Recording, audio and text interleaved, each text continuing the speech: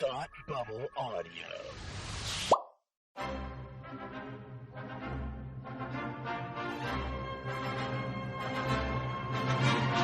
Look, up in the sky! You will never find the more wretched hive of scum and villainy. Welcome to Beer with Geeks with Tim and Frank. Who are you? I'm Batman. I am Iron Man. Your friendly neighborhood Spider-Man. Hi, Christopher. I'm Nero. My name is Inigo Montoya. You're a wizard, Harry. A couple of guys with a couple of beers and a whole lot of pop culture nostalgia. Make it so, number one. Ladies and gentlemen, the Beatles. Named the dog Indiana. Life finds a way. I am serious. And don't call me Shirley. Now sit back and crack open a cold one, because it's time for Beer with Geeks. It comes in pints? Shaken, not stirred. Great Scott! I was way off. I knew it started with an S, though.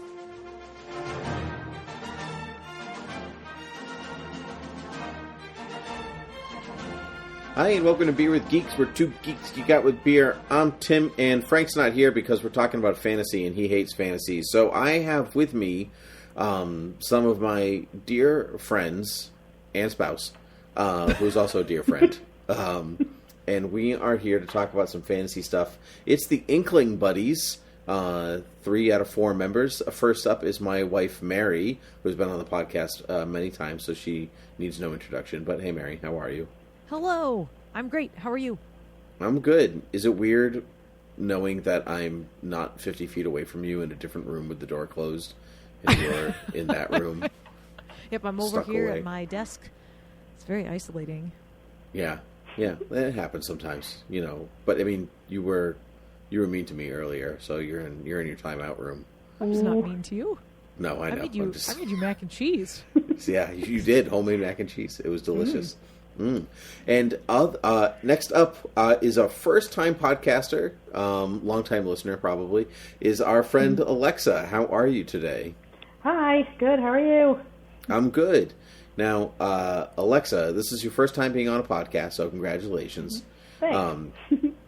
So there's no need to be nervous. Beer with Geeks, we're all about just regular people having a regular conversation. If they happen to be having a beer or a glass of wine or anything like that, they're welcome to do so because that's the show. But I know for a fact that none of us are having any alcohol right now because, Alexa, you're drinking an Arizona iced tea, right? I am. Mm-hmm.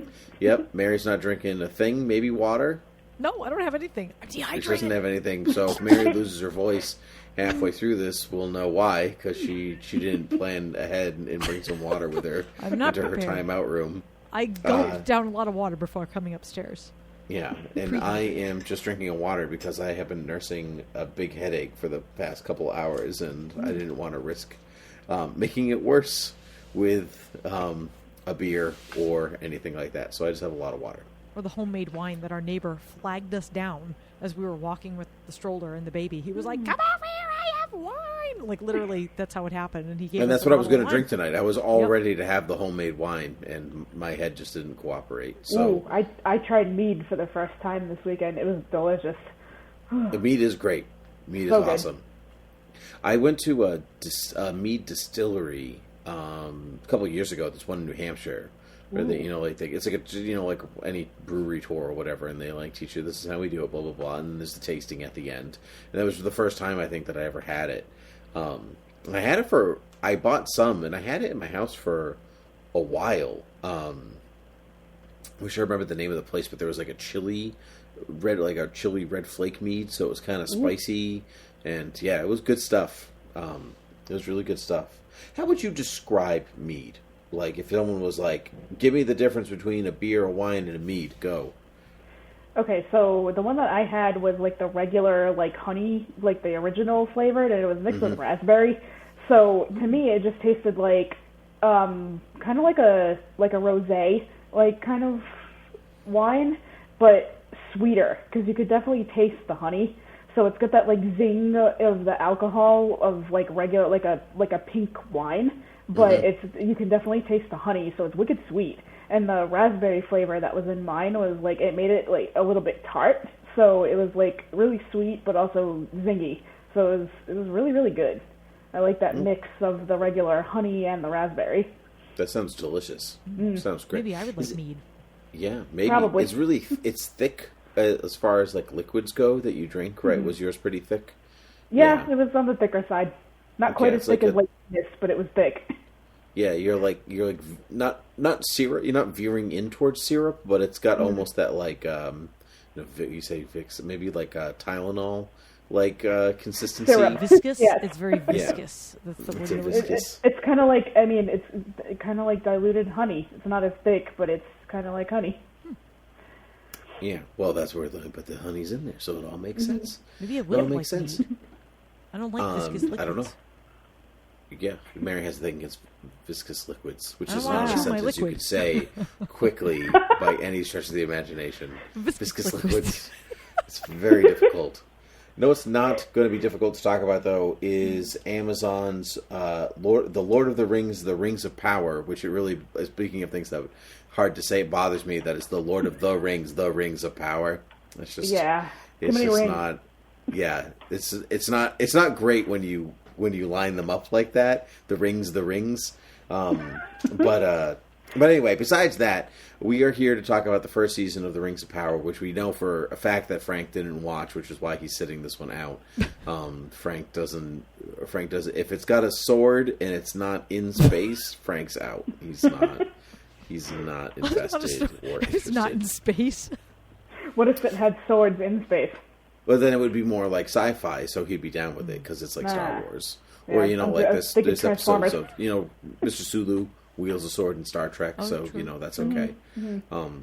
So, but no, like that's the magic, the stones, the horses. Frank's out; he's not interested. So he's right out. So anyway, we're here to talk about Rings of Power, but I think because we could end up talking in circles. There's 8 episodes. We could talk about it in rings, not circles. Rings. So what I decided to do is I have a couple of different categories for the show: music, production design, visual effects, acting, and then and we can kind of insert how we feel about each of those things leading up to story being our last one. Because I think that's where we're going to acting and story, so characters and story where we spend the most time. But that way we can kind of not forget to be like, oh, the theme song is good or bad or something like that. So let's start with that. In fact, let's start with the music. Bear McCreary coming in strong for the Rings of Power with the theme by Howard Shore. Mary, what do you think of the music in this movie? I already know, but nobody else on this listening knows. Movie, I mean show. I know. In the words of Tim Gannon, the soundtrack slaps. It's so good. It's so good. I love. If you know me, which none of you do, so this doesn't matter. But if you know me, you know that I love movie and film scores. I just love scores. This is what I listen to when I need to focus or just relax. And I just I get really hyped about scores. So Bear McCreary is he's great. He did, if anybody, if you're not familiar with movie composers and whatnot, if you watched Outlander, which is a very popular show, he did the music for Outlander. And I think I actually like the music of Outlander better than the show itself. But because his soundtrack's just great. He loves his bagpipes and does a good job of weaving them in. But his light themes are very good, which is something that I really love about the Howard Shore, Lord of the Rings, Hobbit soundtracks is those light themes. So a light theme is you hear the Fellowship theme, da da da da da, or I just said the Rohan theme because I've got the Sword of Theoden next to me, but the Rohan theme. If you hear that violin, you know that the Rohirrim are coming. So that's a light theme. It just it describes that character or that group of characters. So you can listen to this score and get a sense of not what's happening, but it really paints a beautiful picture, and I love it. I listen to it nonstop going to work for 2 weeks straight. I think the dog comes to work with me, and I think the dog was probably sick of listening to it by the end of those 2 weeks. But I would still love to listen to it more, especially after watching the whole season. And now you can put pictures with the music. So that, in short, I loved it. It was lovely. Alexa. Well, I did. It is beautiful. I have to agree with that. To me, it doesn't have that same feel, like how Mary was saying. Like when you hear that certain music and you know, like the Rohirrim are coming or like the Fellowship is coming. It didn't strike me as powerful as the music in the Lord of the Rings movies. But it is beautiful. But it didn't have that, like, it didn't get me like super excited like the soundtrack for the Lord of the Rings. But yeah. it is pretty. Yeah, I'm sure that like we have 20 years of listening to Howard Shore scores in Lord of the Rings, like, so it'd be like when John Williams like came back for Star Wars, and he'd be like, oh, well, that theme's not as good as the Force theme. And you're like, well, that's because I've been listening to that theme since I was a wee lad, and that's like ingrained in me. So I'm going to give it some time. I think it's very good. I like a lot of it. I think it's missing at some points it sounds generic, like it doesn't feel like Middle Earth to me. It feels epic and fantasy and whatever else, but it doesn't always feel like Tolkien to me. And that might just also because I'm not used to it. Sometimes it does. The Harfoot theme definitely does. Even Galadriel's theme does, like, so like it just depends on like where it is and what it's doing. But what I really like about it is that he uses a lot of leitmotifs, and he keeps coming, he always comes back to that idea. So like by the end of the show, I definitely know what Galadriel's theme sounds like. I definitely know what Durin's themes like, and Bronwyn's, and so on and so on and so on. So I like that. I think that, like, I agree with you in that, like, it's not as epic as Lord of the Rings. Like, I'll listen to like any of the Nazgul themes, and you're like, yes, here come the Nazgul, and you're like rocking out, and you're like listen to some of like the orc themes here, and you're like, yeah, it's cool, like, chanting and whatever. But I'm like, it's not. It doesn't have that same like impact. It's like not as intense. Yeah, it's not as intense, or it doesn't have the emotion. It has emotion, but it just.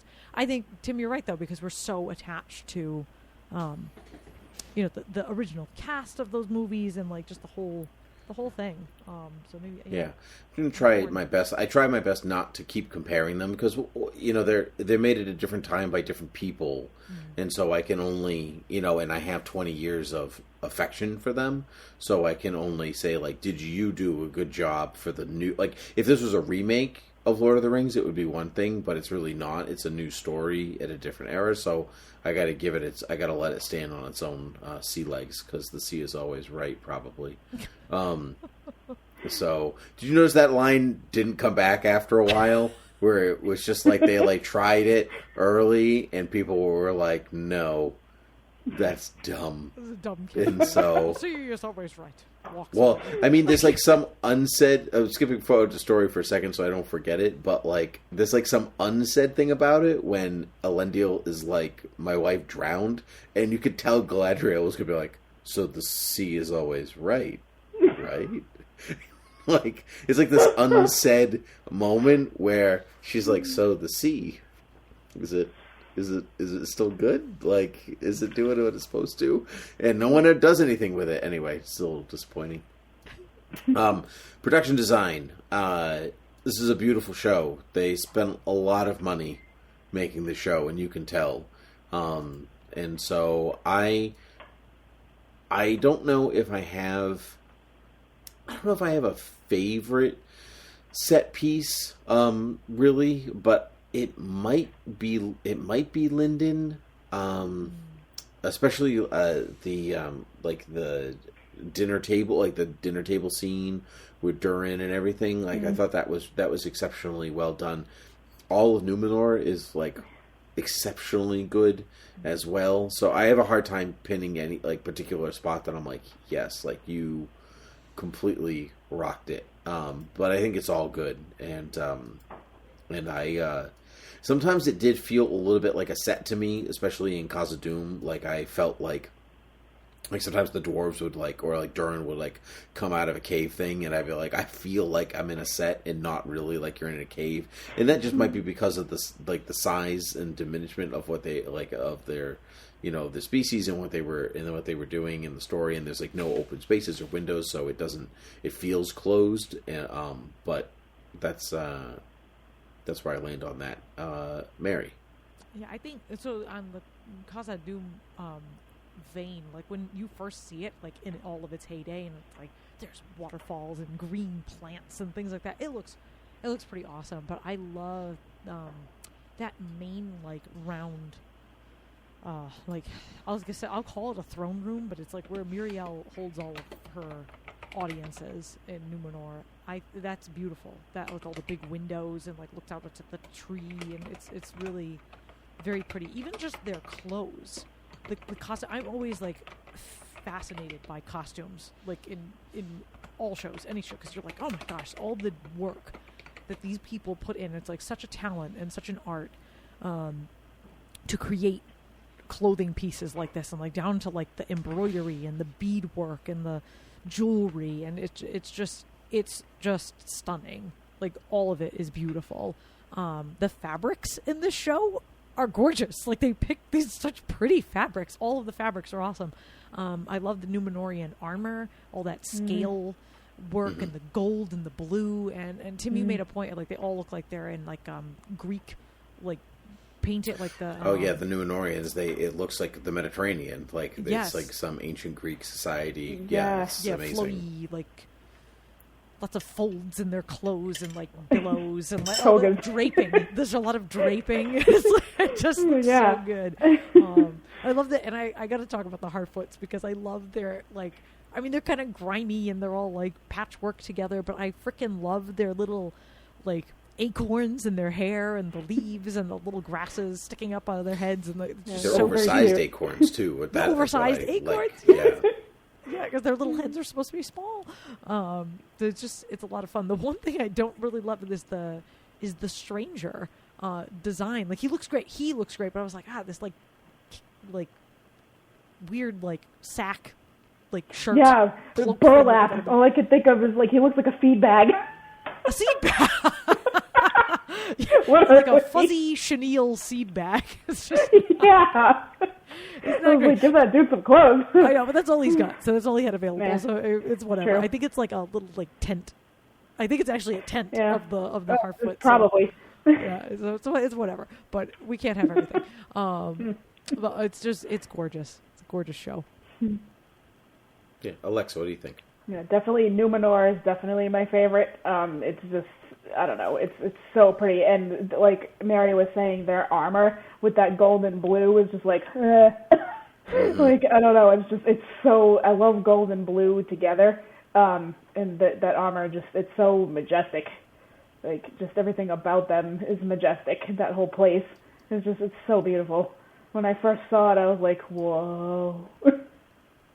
It's impressive how much of it is real. Is what I find wild about it. Like obviously some really wide shots are computer generated and whatever else, but there's some real aging in detail when they're just like walking some streets and the cobblestones are out of kilter and some are chipped and there's random graffiti on a wall and grime and algae over here, and like that's just such care and detail that goes into every corner. And that's what I find most fascinating about it. And so I'm glad that that's something that's like a set that we're going to return to over and over again, just because it's, there's always something to look for. We kind of talked about costumes and stuff already, but I think it's worth mentioning them along with makeup. Because the elf ears might be a little bit bigger than we're used to. Mary, I know you're a huge fan of the short hair on the elves, where you just love a good fade on Finrod. No, Mary, talk about your hatred of the elves and their hair. It's just like I think the hair, like their hair, obviously is like nice hair. You know, they have nice hair, but like it's like it doesn't feel fantasy to me if you just have a haircut that somebody like in the real world could have. I mean, somebody in the real world could also have long hair and a ponytail, whatever. But like, it's not when I think of like the elves, I think of like, Galadriel with the long hair, and Elrond with like the fancy twisted knots and the little beads and the hair pieces, like the beautiful like crowns, or like Arwen has that crown piece that looks like a big butterfly and all the beads and everything. And it's like, it just doesn't look elaborate enough. like their clothing is very elaborate, and then the hair just like it all stops at their hair. You know what I mean? Like head to toe. Yeah, I thought it was just me, and I was like, "Where's the epic crowns?" Like, yeah, it's kind of boring. Like it's kind of, and they're like, "Why didn't you just like cap it all off with some nice hair and like pretty hair pieces?" And it's like it just like is kind of like a what's the word I'm trying to look for? It's like a buzzkill. It's like a buzzkill of the outfit. The buzz cut is a buzzkill. Yeah, it's just kind of like. I know, and I was just like, and like the elves, I mean, I know we joked about this in our group text a lot, but that short hair on the elves was just like, what? Just like, no. I think it works for some characters and not for other characters. So, like, That's Finrod at the opening scene where he's got, like, a faded cut in the back, and I'm like, that does not work for me. He looks straight out of central casting. Like, and I don't like that at all. That doesn't fly for me. But like Elrond and Celebrimbor, like it doesn't really bother me on there because it kind of flows anyway. Yeah. And like I think I'd prefer the longer hair just because it's what I'm used to, and it does differentiate them from men. Which like I guess obviously they have the ears, but like they're not always visible, and so sometimes it's like it's good to remind you that these are different types of creatures or different type. There's a different race, and the hair is a better visible reminder than the ears are. But I mean, they're thousands of years old, so like they're trying something, like maybe as the War of the Last Alliance ramps up, they're like, we don't have time to cut our hair. We've got to fight battles and stuff. So true. Like time to get my so. fade.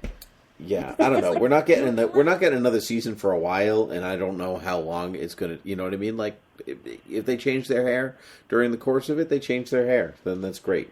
So I don't know if they will, but Gil-galad has the long hair, and you're like, okay, he looks like an elf, but he's the only one. I could see if they had like some have long hair, some have short hair. It's your personal choices. Like they all have short hair except him, and Galadriel, and that's maybe it. it's because he's the High King. Maybe it's like a status symbol. Maybe.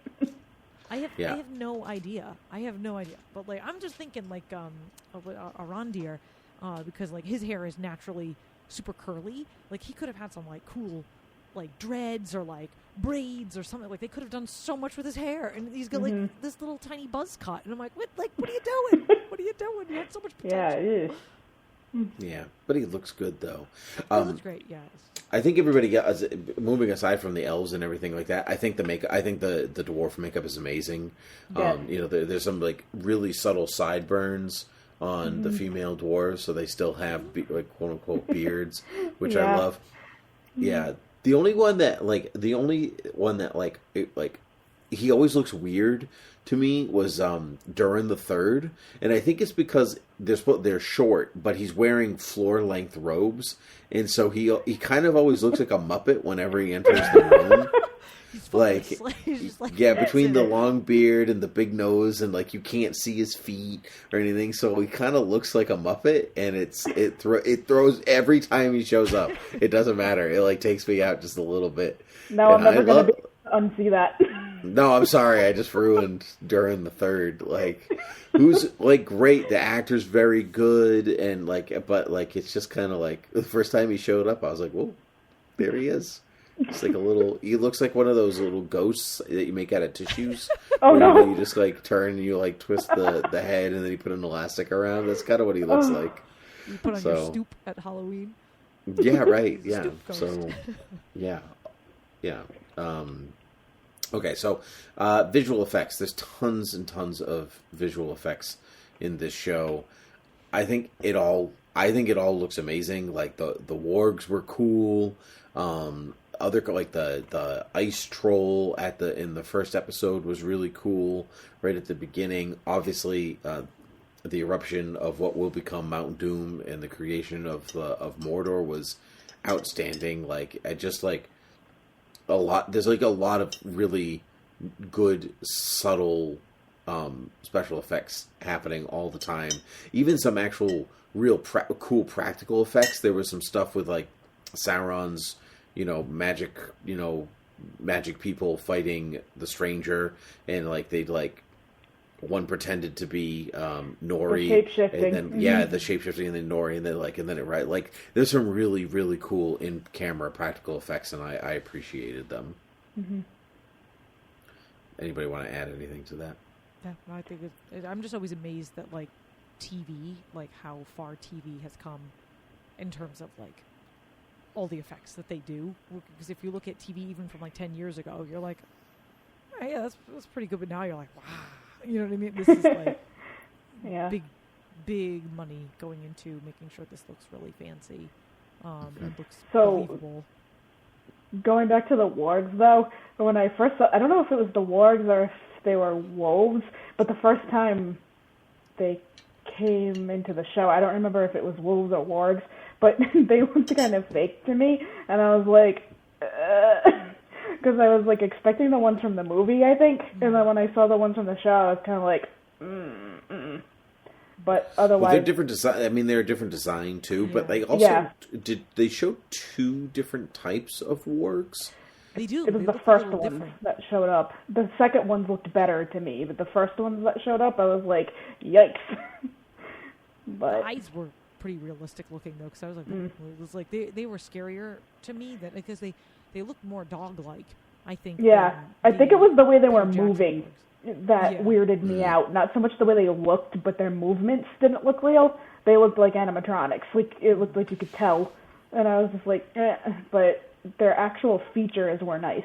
But it was the way they moved that looked off to me for some reason.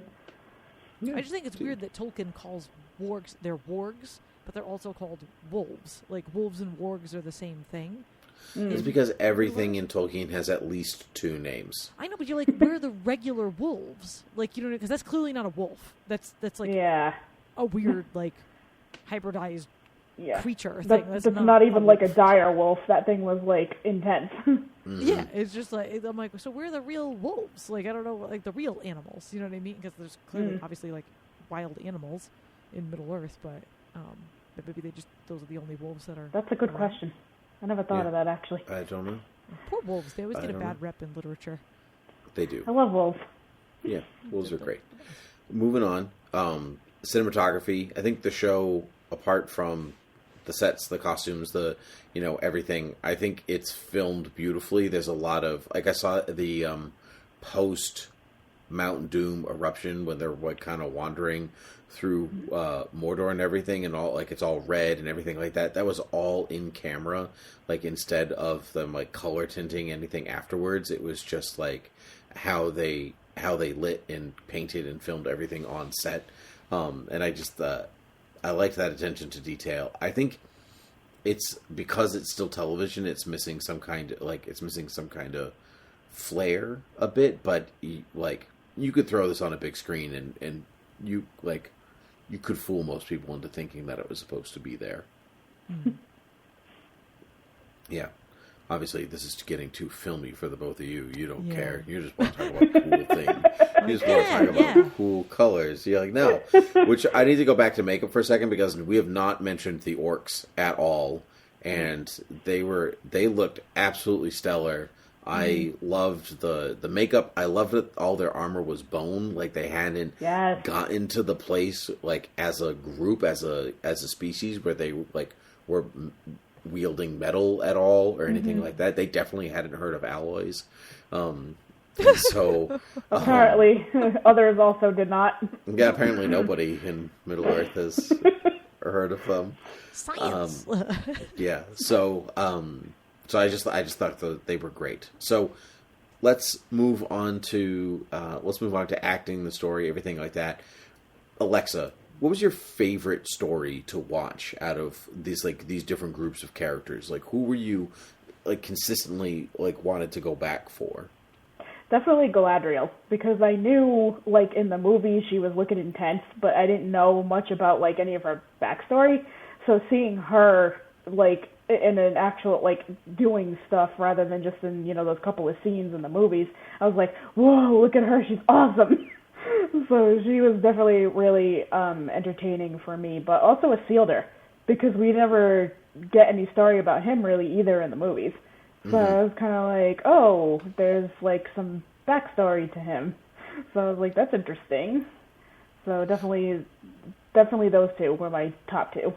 I honestly didn't expect anybody to say Isildur. That was like, I kind of forget that he's in the show. And not that the actor's doing a bad job or anything like that. There's just like a lot to there's always a lot to take in. Right. And like the human characters interest me the least, I think. Like I like Elendil and Muriel and whatever, but like I kind of forget that they have stories that are going on. I don't know. Yeah, I don't know. But I think my liking for Isildur and my curiosity for him is definitely because Aragorn is like my favorite character, hands down, and I was like, ancestor. So I'm like kind of interested in seeing like where his line comes from. Mm-hmm. So I think that's why I noticed Isildur. I think that they're doing a great job, like knowing how he ends up. Like he takes the ring and blah blah blah, blah and dies for it.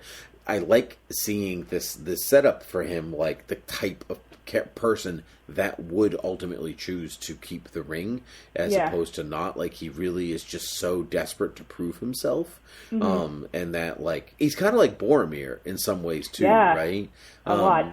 Or in the movies, at least, even Faramir, like time for the captain, the captain of Gondor to prove his worth, and so, like, they're all, like, it's a kind of a running theme in the films, not so much in the books the same way, but, like, they're just really men trying to prove themselves without understanding that they don't have anything to prove to anybody, and it's all in their head, and maybe that's a Tolkien thing for sure.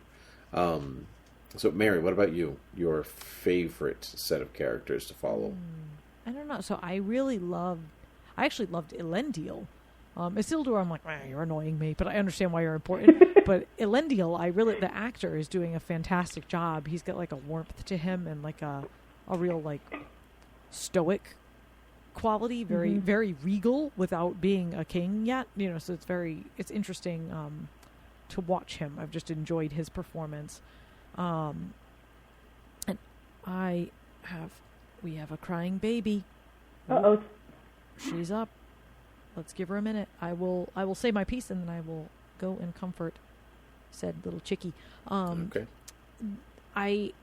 Galadriel can be a little too intense for me. Sometimes she's playing it well, but she's like the character herself is like, sometimes. I love the Harfoot storyline. I love the stranger because I'm like, I know who you are. Like, that's it, and he is one of my favorites of all time. So you can spoil it. Anybody who's listening to this at this point has it has far watched it. And if not, it's too bad. Spoilers from here on out. Spoiling it. It's Gandalf because Gandalf is like my all-time favorite Lord of the Rings character. But I just love the way that they're like revealing little things to us and stuff.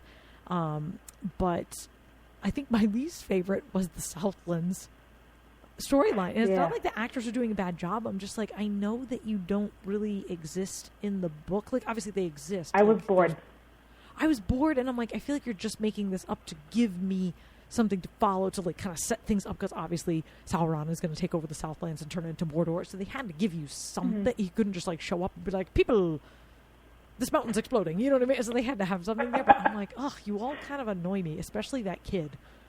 Theo, no. I said favorites. Don't stop. Get out of here with your negativity. Get out of here. Go comfort our child. Like, go. My niece needs you. That's all I had to say. But no, I think that the cast themselves, they're all doing a great job. They're very very compelling, very believable.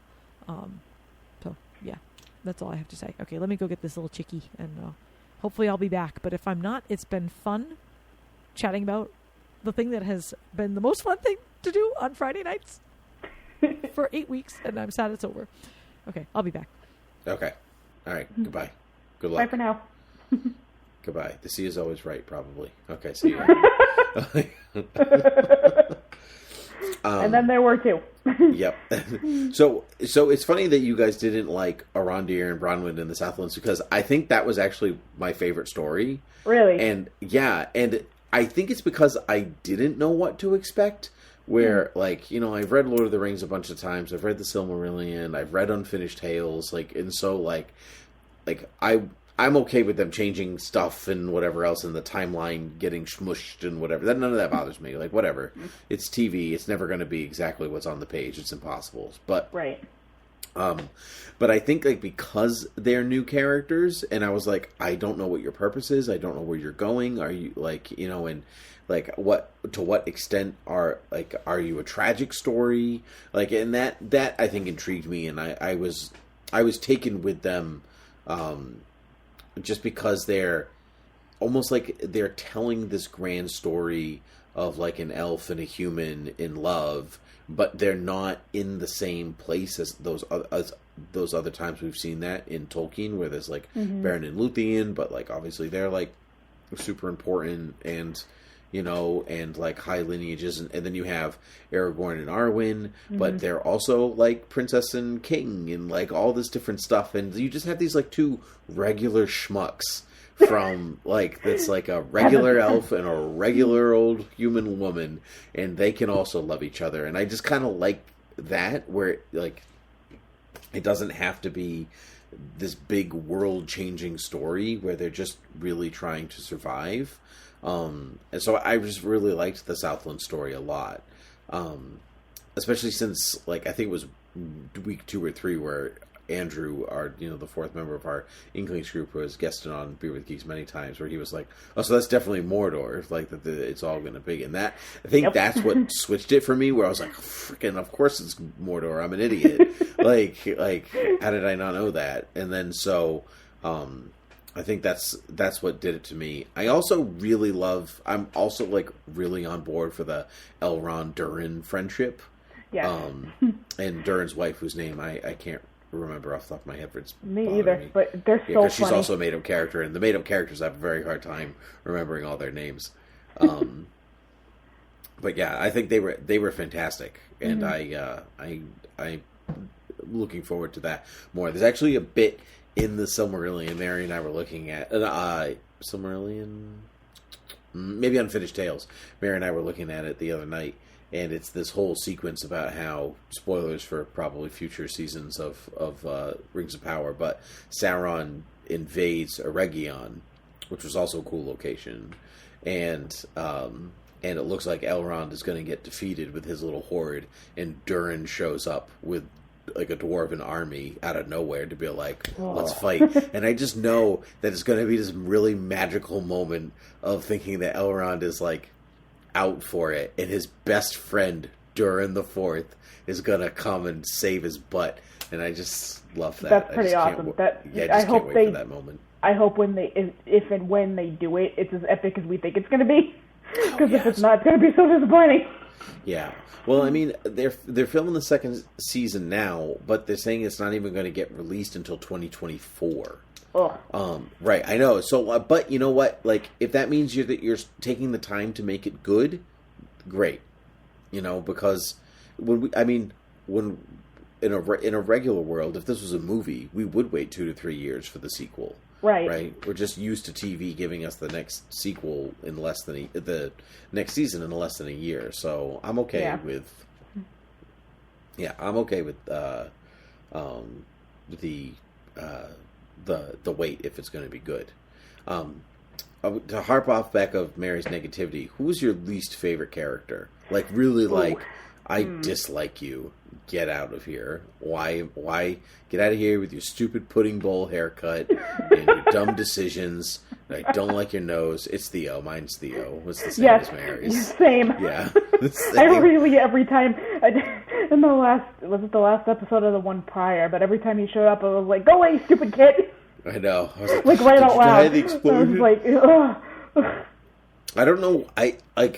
It's not the actor, because I think the actor's doing a good job at playing the character he's supposed to play. Yeah, it's the character. It's the character. I just can't get behind like any of his decisions, whatever he's doing, and obviously he's kind of this catalyst for the Southlands and everything like that. But I just can't get behind it. I just don't. No. I don't like it. But I think everybody's really good. I the internet did not love the Harfoots, but I did. How did you feel about them? We haven't actually we talked about this. So I know I mentioned before, I think in our group text, that I'm not a huge fan of hobbits. Unpopular opinion. Oh yeah, that's right. So the Harfoots to me are just kind of like, oh great, more hobbits. So they're not my favorite, but I don't hate them. They're not like they're super annoying, but it's kind of like the part of the story where I'm just like, okay, fast forward. Because in all honesty, when I'm watching the Lord of the Rings movies, I generally fast forward through all of the Hobbit parts. Oh my gosh, you really dislike them that much? That's terrible. Oh my gosh. Yes, it's bad. But yeah. So if you pop in Fellowship, you're like, excellent, good prologue, so good, can't wait to get to, and we're in Bree. Thanks. Here's Aragorn. Yeah, more like yeah. It's kind of like we're in Bree, and then as soon as like I'm like, oh, Rivendell, and that's when I really start liking the movie. It's like it's bad. That is really bad. Yeah. That is At least you recognize that within yourself. Like that's something to very unpopular opinion. Mm-hmm.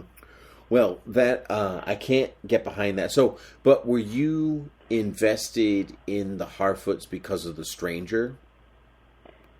Yeah, I'd have to say yes, because I kind of had from the beginning. I was kind of almost positive that I knew it was Gandalf. So I was like, okay, so I see the connection. I see why he's with them. I see where this is going to evolve. And I was like, well, but like seeing like all the things that he could do. Like I liked watching him discover his powers. And then kind of be like, what the heck was that? And like every time he did something, like I found that kind of cute, I guess. So I was definitely intrigued by watching him. So yeah, I guess the part of the Harfoot story I like the most is him. Yeah, I feel like that story,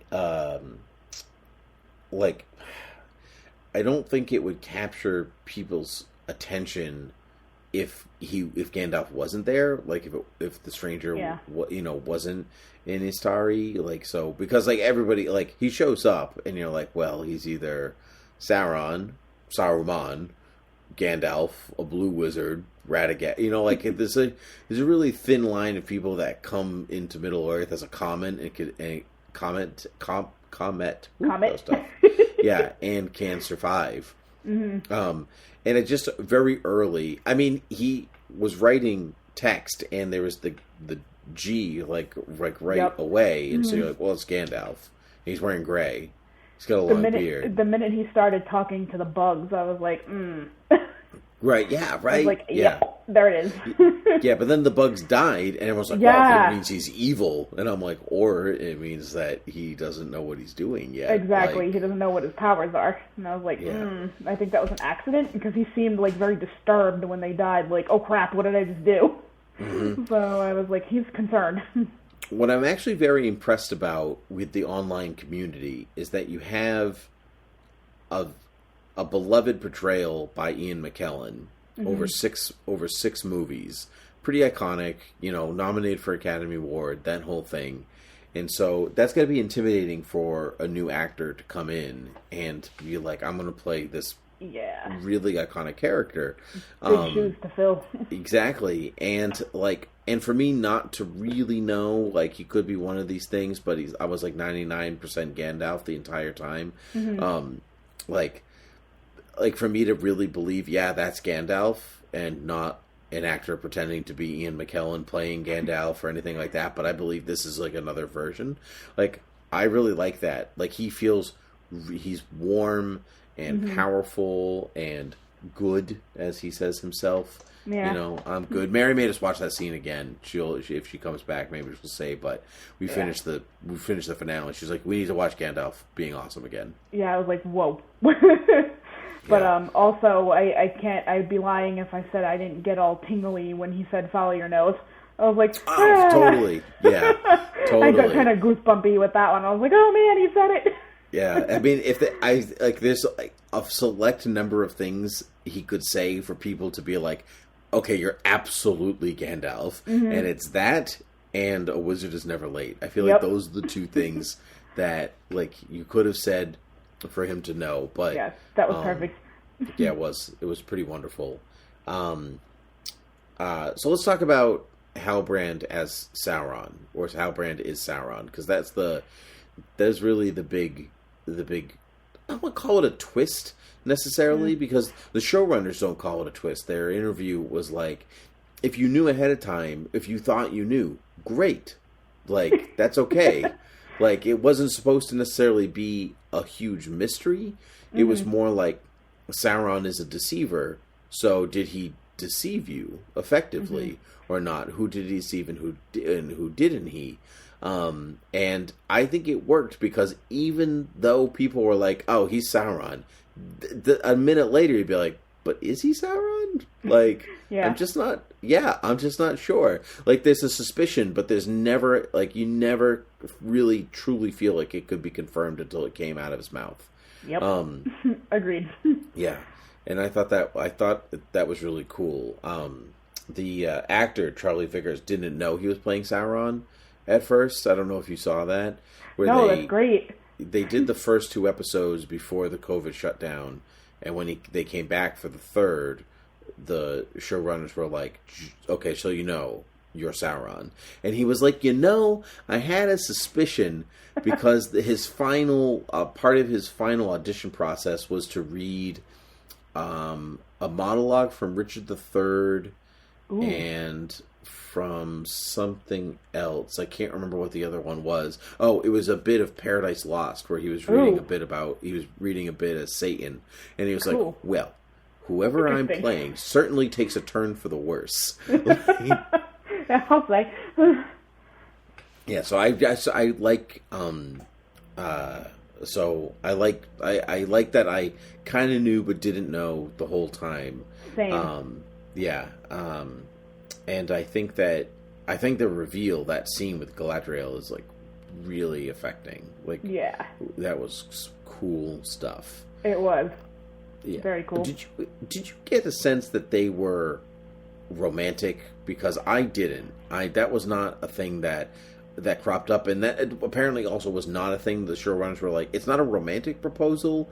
It's like out of, power, out of need. But it's not like, oh, by the way, Galadriel, this many weeks with you, I've grown to love you so much. No, it kind of felt to me like I need a partner. Kind of thing, like a partner to rule, not like a partner, like a life partner. Correct. Kind of That's exactly I how need I took someone it. else to help me run this crap. I agree, because we think of Sauron as like, oh, he's the big bad, but at this point in the story, he was the second dude, right? And so, because they show really hammers home that Morgoth was there first, and Sauron was his lieutenant, and so when the power vacuum exists, like, it's kind of like you get promoted, but nobody tells you what to do once you get to the office. You're like, okay, you could sit in your chair, kind of spin around for a little bit, maybe check your email. Maybe that's kind of a clue what you're supposed to do for the day. But that's kind of where Sauron is, where we meet him. And there's a bunch of stuff in Tolkien that talks about after the First Age, after Morgoth falls, that Sauron becomes penitent out of fear, because he was tricked by Morgoth in the first place into being evil. And so you get this character that's like, well, should I be good now? Because the guy that made me evil's gone, and I don't know if I'm good enough to take his place. And that's kind of where we meet Halbrand, right? Where he's like, he's not really angling, from what we know, to like set off a volcano and like do these things, but like Galadriel kind of pushes him in that direction, which is like, yo, dude, the Southlands, you should totally be the king of it, because that's who you are, right? He's like, maybe I should be king of the Southlands. It's not a bad idea. Yeah, I was content to be on this raft and just blacksmith in Numenor, but you were the one, you made me. Like, he tried real hard. He's like, no, dude, like, I'll make stuff here. Like, I think, like, he wanted out, and unknowingly, the person that she was trying so hard to find and kill, she helped set up. And I just kind of like that juxtaposition, that tragedy between the two of them. Definitely. I was getting some serious Aragorn vibes from him at the beginning, not just because he was like a long-lost king, but I kind of felt him having that I don't want to be king feeling. Like, I felt a lot of that. Like, let me hide. Let me, do something else. I really don't want that. Like, I had that vibe from him. And then all of a sudden, he's, like, pushing and pushing and pushing. And then he's like, that's not so bad. Let me be an evil king. Yeah. And because you get hints of that, like, be evil when they're in prison in Numenor. And he's like, you gotta give people what they want so you can control them later. And you're like, dude, could you be slightly more subtle? Yeah, that's when I was like, I bet he's Sauron. I really think he's Sauron. I was like, that kind of cinched it for me. Yeah, same. That was the point where I was like, all right, so you're looking a little less king in exile and more evil ruler in that scene. That definitely changed my perspective. Yeah, what kicked me off at a different time when I wasn't sure if he was Sauron or not, where I was like, he's definitely Sauron. And then there was that scene with him in the smithy when the Numenorians were going to ride off and go help the Southlands, or sail off and go help the Southlands, and he's staring at the pouch, right? And then he just like gets up and leaves, and he goes back and he grabs it. And you're like, if it's Sauron, then why would you show me a scene into which he's wishy-washy about going? Because you assume that, like, this is all in his plan. But like, now that I finished the season, I'm like, I like the wishy-washiness because it's still Sauron, but it's to me saying, like, that's him actually being like, nah, I am evil. And that's the pouch take. So, like, he really did try to be like, no, I'm going to try something different because I'm scared of the Valar and Menway and, like, Iluvatar and, like, all these different things that the show doesn't actually say out loud. But you get the idea, and so, like, but I do like that because he does. I think there's a noticeable shift after that moment in his character where he's like, "Yeah, I'm good." Yeah. Like, yeah. Even his confrontation with the Dar, in that battle sequence where he's like, "Do you remember me?" And Dar's like, "No." Like, should I? I don't. But like that fits into like a Dar being like, "I killed Sauron," And so, obviously, there's some beef between them. And so, in which I would like to know more of, because I thought the former Benjen Stark did a great job as Adar. He was a character I wanted to spend more time with, for sure. Is there anything else you'd like to add in our talk around? Let's see. In the effort to not have any dead air, I'm just going to think out loud because I'm not really sure. Hey, you're getting the hang of this podcasting thing pretty well. Yeah, you just start thinking out loud. You say some words, blah blah blah. Say some words. Yeah, but if you don't have anything to add, that's okay. Yeah, I don't. Not really. Nothing's jumping at me. I think I pretty much said everything that was super important for me to say.